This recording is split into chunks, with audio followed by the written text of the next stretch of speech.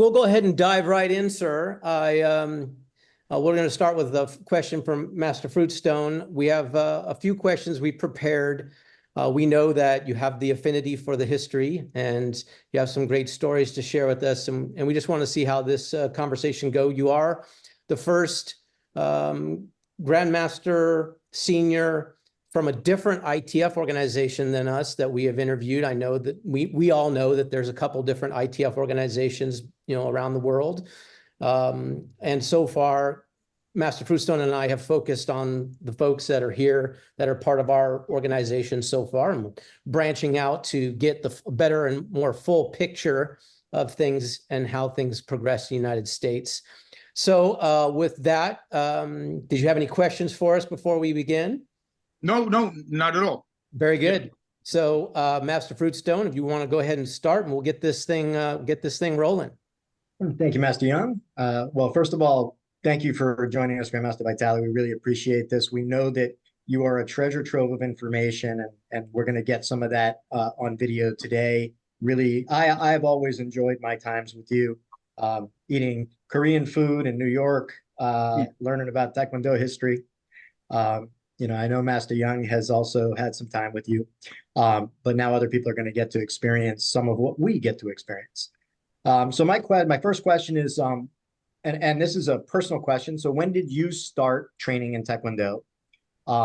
Where, why, who was your instructor, and what was the training like when you began?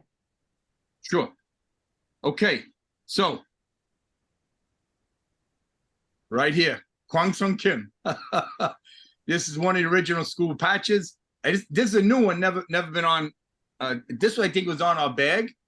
So I started training November 25th, 1974 in Taekwondo.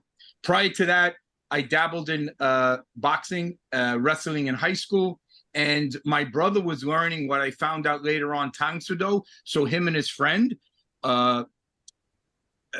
introduced me to a couple of simple basic techniques. But I was always fascinated with fighting and self-defense because I was a skinny little kid. And, my generation, there was in the comic books, there was an ad, the skinny guy, and that was me getting sand kicked on his face at the beach. And, that would harm him with the ladies. So back in those days, in the late 60s and early 70s, you have to understand, life is the same, but things are different. And that's true. I across the board, it's true. And when something is true, like Cicero said 2,000 years ago, it's true today. Because if it wasn't true back then, it's not true now. And that's a very important concept. So something that was true yesterday was true 2,000 years ago. And if it was true yesterday and it's true today, it'll be true tomorrow and 2,000 years in the past. So the big thing was back then about differences. TV was relatively new. You had the big three, CBS, ABC, NBC. There was no cable. There was none, my older brother would go to the movies to watch the newsreels because they didn't have TV, right? And that was my parents' generation. So things change. So why am I talking about this? Hollywood started to introduce very gradually some martial art techniques. Now, in action movies, there was always action. And what does action involve? Fighting, fisticuff, shooting, right? All of this. So in the 60s was when the West became increasingly familiar with Eastern fighting arts. And so backing up, 1903, the first judo school opened in the United States. Sorry, 1902. 1903, a man named Theodore Roosevelt, right? Teddy Roosevelt became a student. He also was president of the United States. He made it up to third-degree black belt. In the White House, there was a training area for him to train, and there's pictures of his teacher, visiting the White House and whatnot. So this was the United States introduction through judo. That's not surprising because judo is a creation in 1880s in Japan. Karate, where our Taekwondo has its roots in, was a creation. I know it was Okinawa was before 1920s, but for intensive purposes for the West, it came into being as this entity that would be sent around the world via Funakoshi Sensei's efforts in Japan in the 1920s. So like codifying. We have to get rid of this notion that martial arts were around since the beginning of time. No, fighting was around since the beginning of time, because you know what?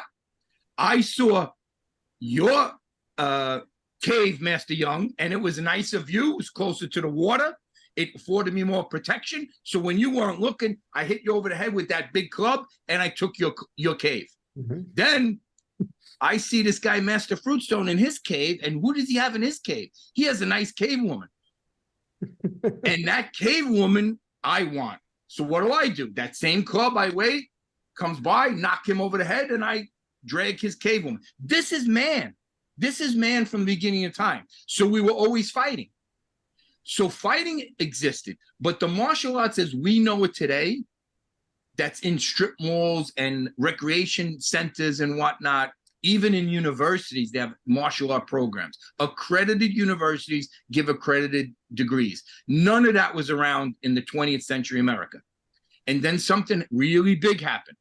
World War II. And the American GIs, the soldiers, the Marines, the airmen, right? Well, actually, there was no airmen yet because that was still part of the Navy or the Army, the Army Air Corps. And these sailors came home. And when they came home, they brought with them karate. And it was the same thing that was going on in Korea, right? Nothing different. So when I came up, it was not the very beginning days, because that would be the first karate school opened in Phoenix, Arizona in 1946. And first national karate tournament was in Chicago. I don't know if it was maybe 1953. But, you know, it wasn't like there is today. So that's the main takeaway. So what changed was these activities coming from the East to the West, and they became embraced. And once Hollywood, there was a movie with Spencer Tracy, Bad Day at Black Rock. And he had, his arm was in a sling, so he only had use of one arm. And I remember a scene, I think it was at the bar, he grabbed the guy, spun him around, and then hit him with what we would call, you know, karate chop. And it was like, wow. And then James Coburn, he did a throw in a movie. Frank Sinatra did something where they introduced some karate kicks into one of his movies. That he was like the Manchurian Candidate or something. And so it was gradual. And then what happened? This phenomenon from China settled in the United States, Bruce Lee. And there was almost weekly releases of the most terribly done kung fu movies.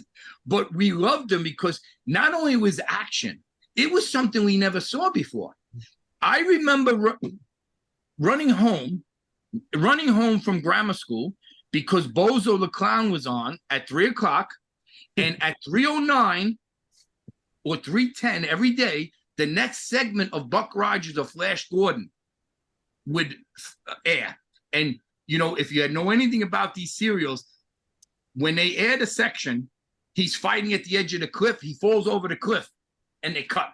So you got to tune in what happened, you know? So, and if you remember the rocket ships, you could actually see the wire that was, you know, and it looked like it had a sparkler in it. So, you know, this is what we had then. It was very, very basic, very, very basic, but we were enthralled by it. We thought this was unbelievable. What also was coming up? Star Trek, right?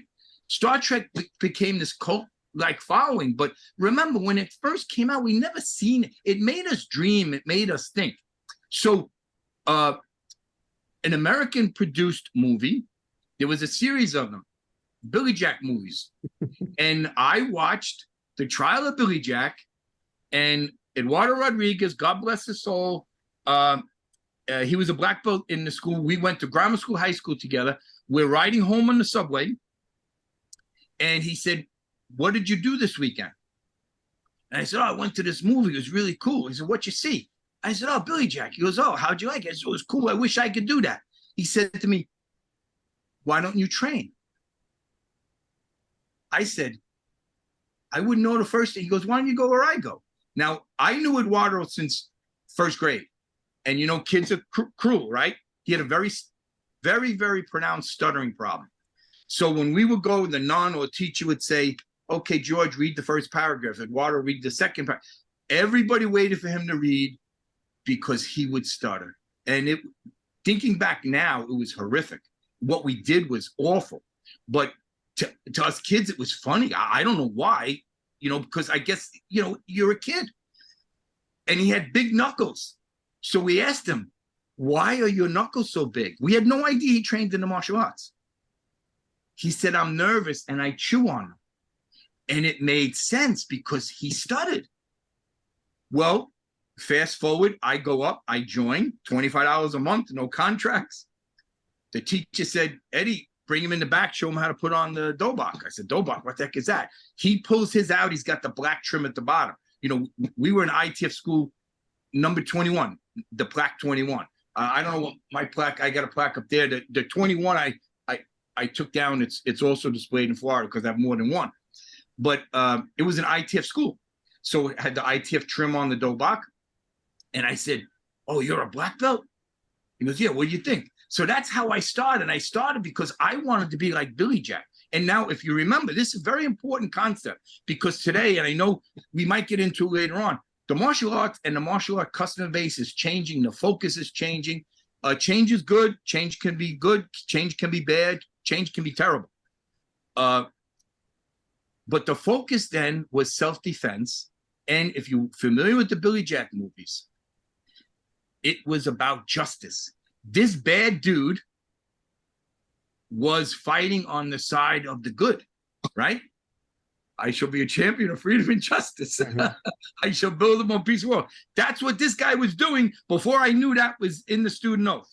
I had no idea, but I knew, and that's, you know, I wanted to be, I thought about becoming a priest, and I went into law enforcement, became a New York State trooper.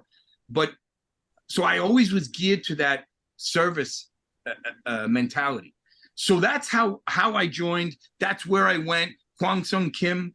And then, of course, when General Choi went to North Korea, he got all the pressure from the KCIA. His brother would call from Korea. His brother had a government job. And he would say, brother, who's this guy, Mr. Choi? You must leave him. And my teacher refused to leave until his brother told him, I will lose my government job. So he was forced to leave. And my teacher promised me, don't worry, someday the dictatorships will end.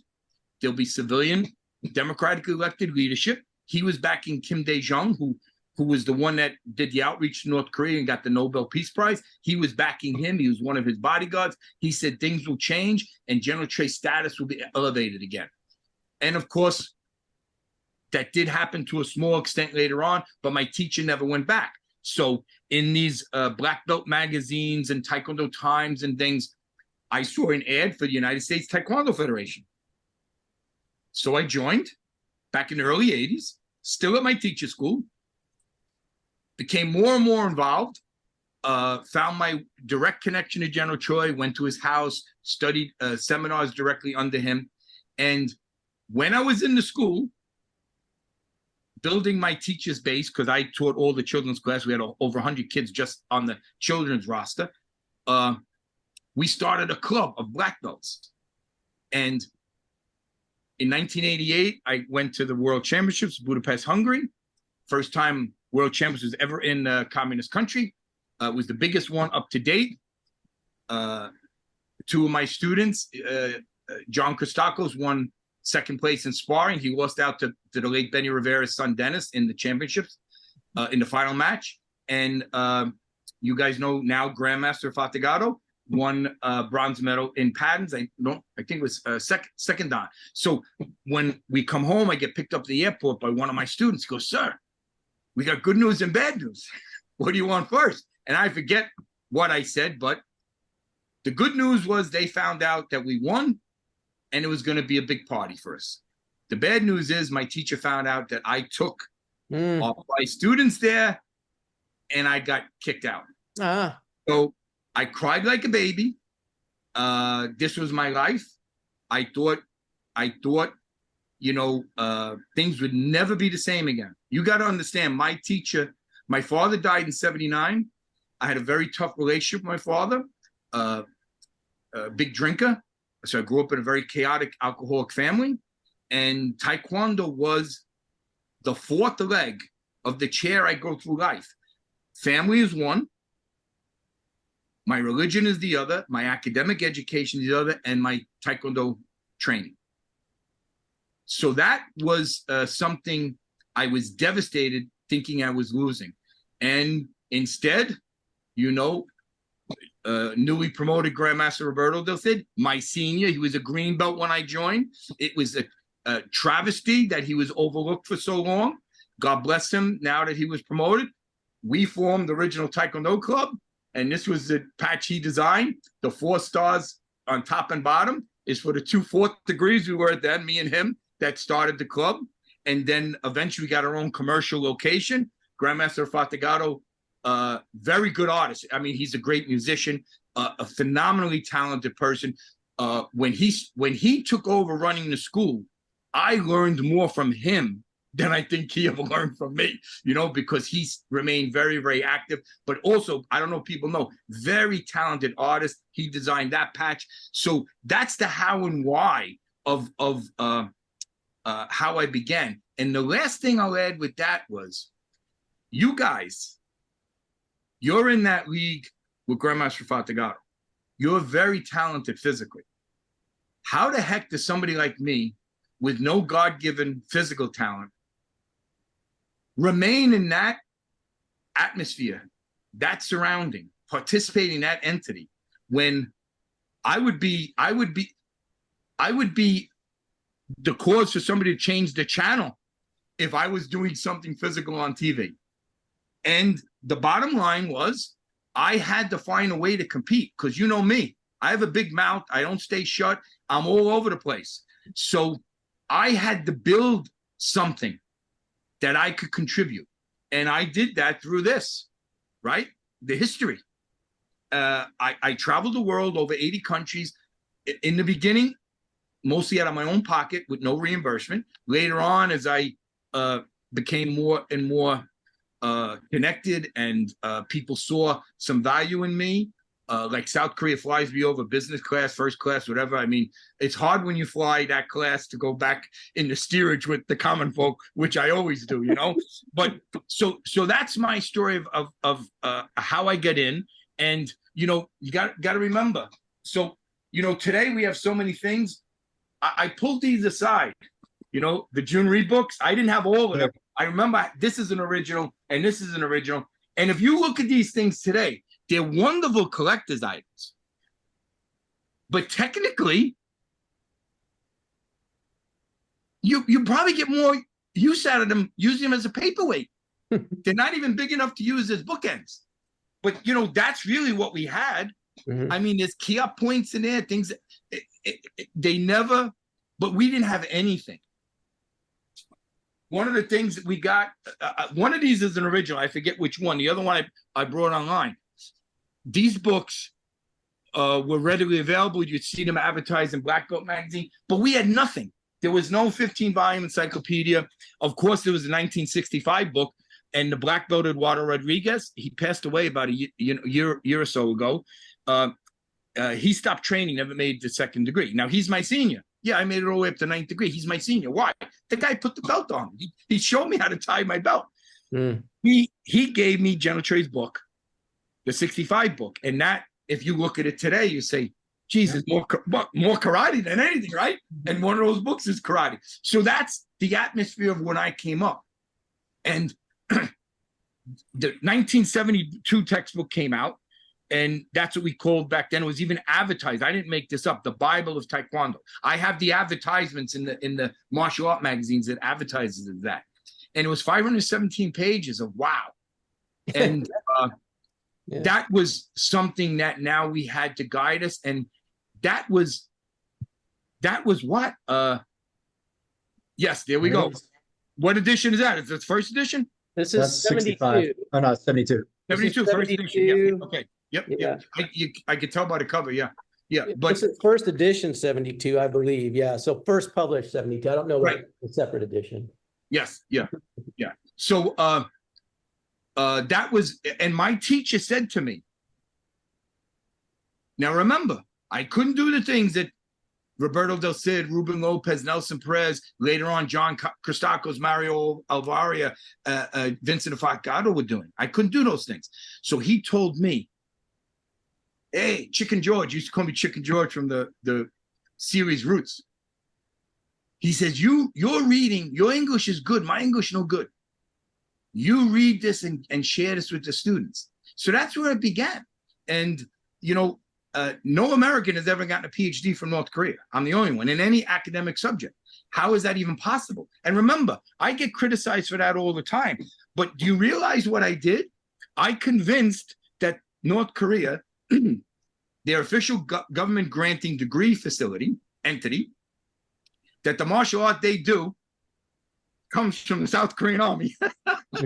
Think about that. So when South Korea found out about that, I get inundated with interviews, fly over, all these things, participate, all these doors open to me. So how can South Korea deny that the original Taekwondo, remember, I use very precise terms, original Taekwondo. How can they say ITF Taekwondo comes from North Korea? It doesn't. It comes from the South Korean army, you know? So all of these things led me to be, you know, to be in a position where I am today. And that's how I started. But the main takeaway is we didn't have anything that you guys have. And we didn't have the promise of what we could deliver to our students and our future generations that you both have. So that's what the big, big, big difference was. As I said, over and over time, 7 Koreans went outside of Korea to learn martial arts during the occupation. 6 went to Japan. The other went to Manchuria and then learned karate from a Japanese karate textbook. So that's where our roots are. But what did these men learn? Basic rudimentary karate. Remember, how long were they in Japan studying? 1 year, 2 years, 3 years, 5 years, right? So think about that. They come home and they're teaching a bunch of brand new students that don't know anything. And what do they teach them? The basics. And these are the gentlemen that gave the world Taekwondo. So they did not get what they gave to the world from Japan. They got it from innovation. And General Choi, they criticized him as being a non-martial artist. He was a martial artist in every sense of the word. Yes. Was he small, frail, didn't have super physical talent? He didn't need it, like I didn't need it. I would pull people like Grandmaster Fatagato. Just, can you perform and show this? Why would I want to show anybody doing Chung Mu when I got it's literally a master at it, world class. So, you know, everybody does this. Any director, producer, you find the best actors to perform, and that's what the general did. But to say that he wasn't a martial artist, the man was not only a creative genius, he was, as Grandmaster Lee Yu-sun says, ahead of his time. He was a visionary. So this really cannot be glossed over or discounted. It's really a big deal. And he gave this to us collectively. Anybody out there watching, he gave us this gift and he entrusted it with us to move this forward to the next generation. And that's a very, very important, very, very important request that he had. And in Asia, especially in Korea, you cannot disrespect the dying wishes of somebody. So, you know, with that in mind, that's where I came from. And I am just amazed at the phenomenal technical enhancements and the referring to and leaning on, borrowing and stealing from science when it comes to training methods. It's all great. And the future it can be very positive, aided by that. And I'm blessed to be, in this group that's watching this new generation come up, because what they're bringing, we never had. So I'm thankful of that. Well, that's the Thank you so much. great, sir. Thanks for that. We're done now. We can leave. We can end it. Good, Well, I'll get some water. I had an arc for the interview, and the future was going to be at the end. We're already there. No, But I just touched upon it.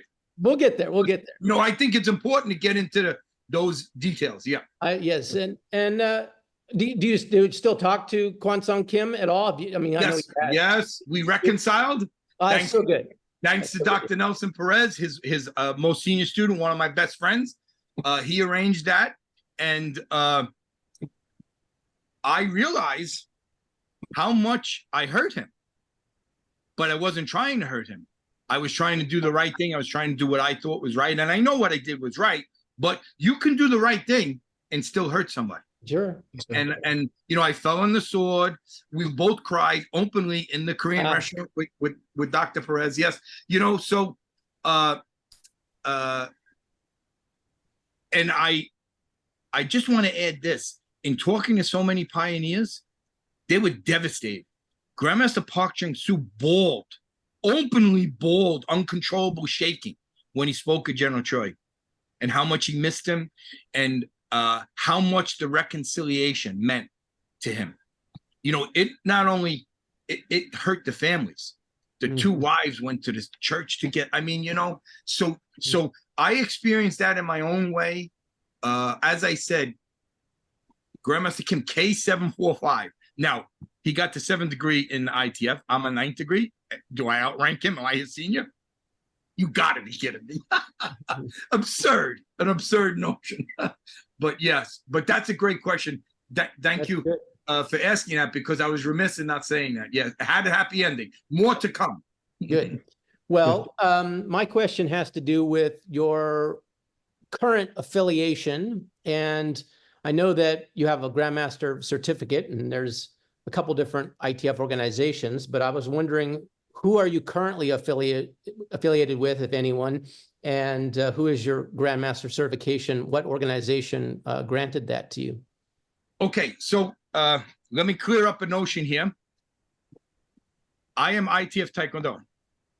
Take away the ITF, I am Taekwondo. That's who I am. And I am blessed. Last week, we celebrated Independence Day. I am blessed to live in the United States of America, where we have free association. If I wanted to, I could be a member of the American Communist Party. Right? Mm-hmm. Now, I'm not. I'm as red, white, and blue patriotic as they come. But nobody will ever tell me who I can associate with, who I can train with, who I can share with. So I reject wholeheartedly the notion that I am with one ITF. I am with any other Taekwondo person that wants to stand by my side and share with me. That's first and foremost. I know of one other person, and I'm sure there's more, but I know of one other person, and he'll remain nameless because of the pettiness that goes on. I know of only one other person that's taken IICs with all 3 ITFs. I have traveled with all 3 ITFs. I am embraced by all 3 ITFs. Grandmaster Choi Jung-hwa. Let's see where it is here. 1 second. He honored me, and he had his mom present me with the Choi Family Star. It is their highest honor. I believe less than a dozen people have gotten it. I've been told by my mentor, Grandmaster Jung Woo Jin, that Mrs. Che cried when she found out the work that Grandmaster Jung and I were doing to restore General Choi's rightful place in history, to get him credited, and the pioneers on his team that helped him credited with what they did. And mark my words, in the future, South Korea will see General Choi as a Korean patriotic national, a hero. There is no question about that. There is no question about that. Not because of me, not because of Grandmaster Jung, not because of his son, not because of his widow, because it is true.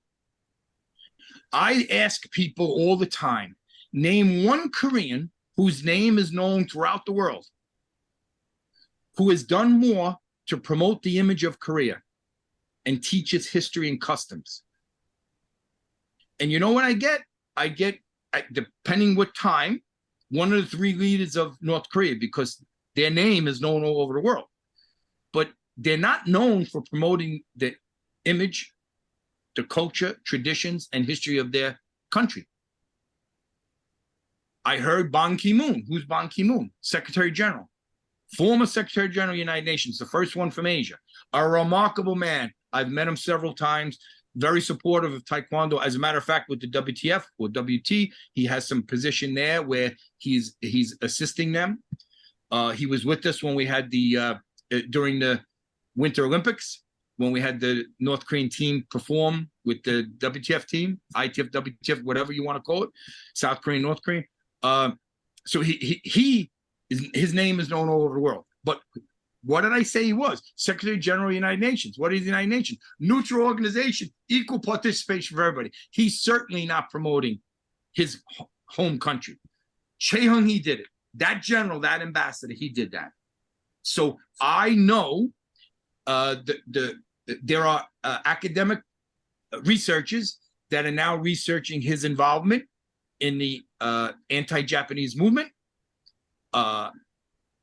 There are people that slander him. He was a communist traitor that committed treason. You know, I hear that all the time, and I don't argue with people that have nothing but bumper stickers, you know, these tags that they get fed by people. So I say to them, just like in court, I said, I will stipulate for the purposes of this discussion that he is a communist traitor who committed treason. Okay? So can we push that aside? Then I go, can you name one Korean that did all this? And then I come with a big list. And they can't. And see, people cannot argue with factual history. They cannot argue with factual history. So when General Choi's only son and the family bestow me with this honor at this it was the 100-year celebration. Now I want to tell you the kind of man that President Che is. He did it in his hotel room because he didn't want the notoriety to hurt my efforts. He didn't want anybody's, oh, now I'm with him. That's a leader. You understand? And I said, oh, I could care less. I told him afterwards, because he did it to Grandmaster Jung Woo-jin. Everybody clapped, you know, and, you know, I'm there and I just, whatever, I know I had it, and I tease him all the time. Grandmaster Jung, I got mine before you. I went to North Korea before you, you know, this whole thing, one up, you know, you're teasing. But that, you know, that's the way that is. And at the inaugural meeting in 2004, Orlando, Florida, I was there along with another high-profile, prominent, outspoken, but not in a negative way, because he speaks a lot, Grandmaster Earl Weiss, who's a lawyer. The two of us were there. And we were not nodding dogs. Grandmaster Michael Pruitt from Wales, he said, you know, nodding dogs, you know, that thing that was in the car and it just shakes when the car goes. That's the kind of people we have in position somewhere. They just nod. Mm-hmm. And if anybody knows me or Grandmaster Earl Weiss, we're not nodding dogs. And in that meeting, the two most vocal people were who? The Chicago guy and the New York guy. And we were sharing our knowledge with them because we actually downloaded, printed out their constitution, and they're now adopting constitution. And I'm giving them critique, not in a negative way, right? Critique to build and make better, as was Grandmaster Earl Weiss. And I could sense they were getting a little frustrated with us. So, you know, I went to a subsequent meeting in Philadelphia, and I was asked to leave, even though our school is a member, and we had a school check for my plaque fee or something that it was called. the late Grandmaster Taekwon-do, we were friends. He was my senior, but we were friends. We were colleagues. I helped him in his legal troubles that never should have happened. The communist government in Vietnam stranglehold him because he was from Canada, and that was a travesty of justice. And in my prior career in law enforcement, he sent one of his investigators down, and I helped him go through a lot of things to help prove his innocence. He was a very, very, very interested in me working with him. I said, no problem. I support you completely. They had a rule. You cannot participate with other people. So I met Professor Chang Lung, General Choi's hand-picked successor, which doesn't mean anything because the court said that doesn't mean anything, but it's true. And it's true because he was an IOC member. And if you know General Choi, a very political person, that's why he was doing that. Was that good for Taekwondo? Was that good for ITF? Was that good for us or you as individual? A whole nother subject. But we have to move forward and give up this thing that is nonsense because it's accurate. There's no question it's accurate. And I'll add that not only was it accurate, the idea was for him to move to Vienna, learn the operations, and then stand for election in what would have been Poland.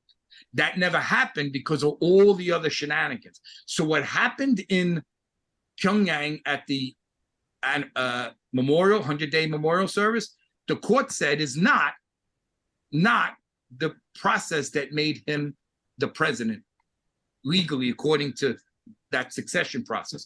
But I'm getting off on a tangent. Before you jump off, can I just get a clarification from you, because I want to make sure I hear the name, because I don't have it off the top of my head, but it's the person who was an IOC member, right? General Choi on his deathbed named to be his successor. Okay, and that's the person that you are talking about right now that you met with. Just to clarify, would you name him again one more time? Yes, Chang-Ung, C-H-A-N-G-U-N-G. Is he still the president of the? No, he's an honorary president. That's right. Honorary president. Very good. Yeah. Thank you, sir. Okay, Sorry. so good point.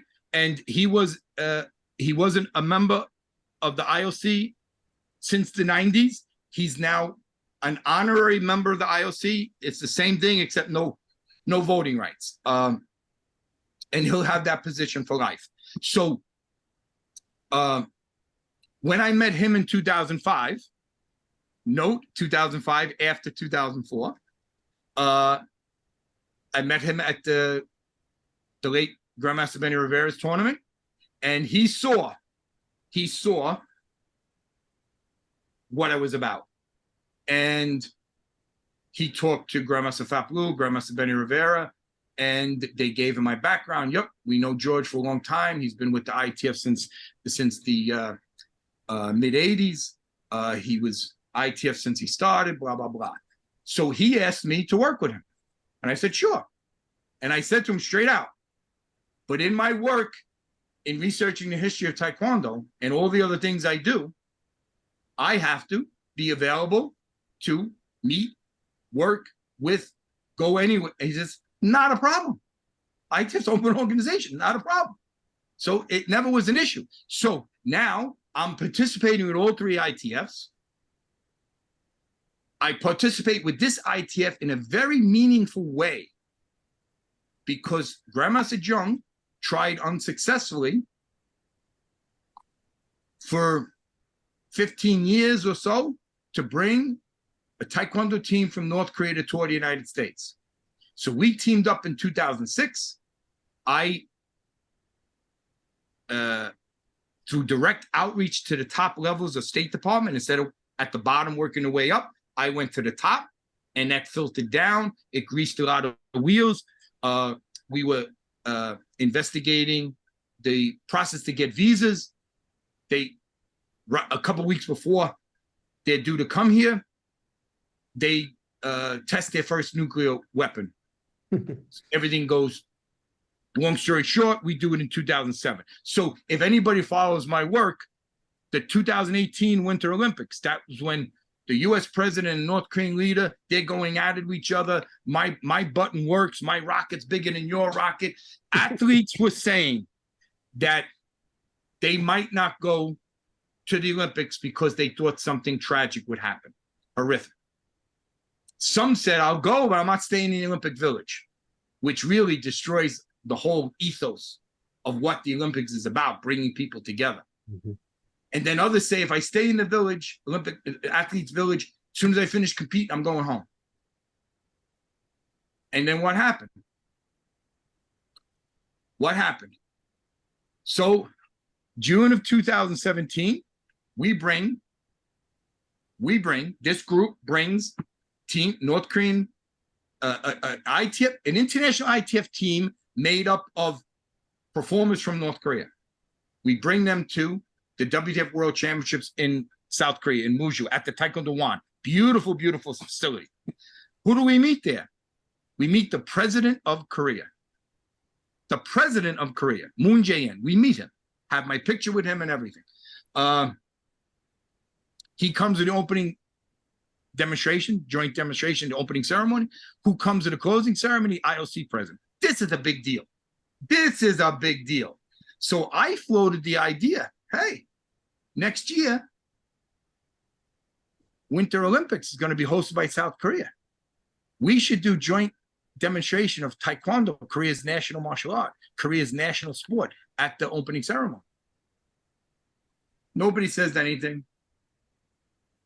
This is June. A couple months later, towards the end of the year, I get a call from one of the Koreas. I'm not telling you who. Your idea, joint opening ceremony, you think can happen? I don't know. We can try. Oh, you think other Korea want to try? I don't know. I can check. Okay, don't say we want to do. So I go to the other Korea, test them. Oh yeah. You think can happen? I said, I don't know. We can try. Oh, you think another one? And lo and behold, you know what happens every year, January 1st? The North Korean leader puts out a New Year's message.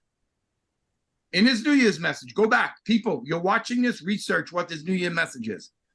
He's now saying he supports the Olympics that's going to be held in the South. He wants to participate. And what does the South Korean president do? He dubs these Winter Olympics the Peace Olympics. Who did that? Not me. Taekwondo did that. That is the brilliance. What did I say? The creativity, the visionary thinking forward of who? This ambassador. We call him General Choi Hong Hi. Okay? So that's why I do what I do. And all of the critiques I've got, criticism, slanderous junk on the internet, tarnishing my name, I ignore. I could care less. I don't let anybody else's perception of me become my reality. But I know one thing. North Korean government, the American government, and several U.S. senators, congressmen, and governors have personally thanked us in writing for what we did. I'm now a member of the National Committee on North Korea, a consortium of leading experts that deal with North Korea. And I'm not an expert, but you know, they think I am. You know why? I've been dealing with North Korea since 1988. Our State Department can't believe that. They cannot believe that I have friends from North Korea since 88. When my mother died in 2010, I got emails from North Koreans saying, I will pray for the repose of your mother's soul. You understand what I just said? They are emailing me, telling me they're going to pray for the repose of my mother's soul. Not because of me, because of Taekwondo. Do you understand the power of Taekwondo? Why? Because it brings people together. It brings people together. So, yes, when I started this high-profile work, who was I assisting? Grandmaster Jung Woo-jin. He was a special advisor to General Choi and to this ITF. The last of 7 people promoted to 9th degree by the general. So my 9th degree did come from that organization. I had more than one pioneer try to give me a 9th degree certificate. One before my time was due. I said thank you, but no thank you. So yes, I do have a piece of paper that comes from there. I prominently display it. And you know what I did? When I was presented that certificate, it was presented by the president of the ITF, Ri Young-sung, and the promotion committee chairman, Lau Wei-ming, at the Winter Olympics in South Korea. So my 9th degree certificate is presented to me in South Korea by a North Korean at the Peace Olympics. So yes, and when I was there, the honorary life president of ITF, Professor Chang Lung, was there, who this is going to sound crazy, is a mentor to me. I mean, knows nothing about Taekwondo, and he's the first one to admit it. He says, that's your guy's responsibility. I'm the guy in the sports world, and I'm going to maneuver. Here's how you have to help me. And all of us should be helping that maneuvering, because it's good not for one ITF. It's good for every single person that practices Taekwondo. Did you notice as a Taekwondo? I didn't even say ITF Taekwondo. So if you're ITF Taekwondo and you consider yourself Taekwondo, it's good for you too. It's good for your businesses. There's no question about it. But that's how that path went. But make no mistake about it, I believe in my heart, I am merely a Taekwondo person. And when I had that certificate presented to me, I grabbed Grandmaster Jung Woo Jin and Professor Chang Lung, and I had them countersign my signature. So I have the person that General Choi wished to succeed him sign it. In addition to the last person, General Choi promoted to 7th degree. And I would show you that, but that's down. Oh no, it's actually here. The other one, I have a Duke, that's down in Florida. I'll grab it.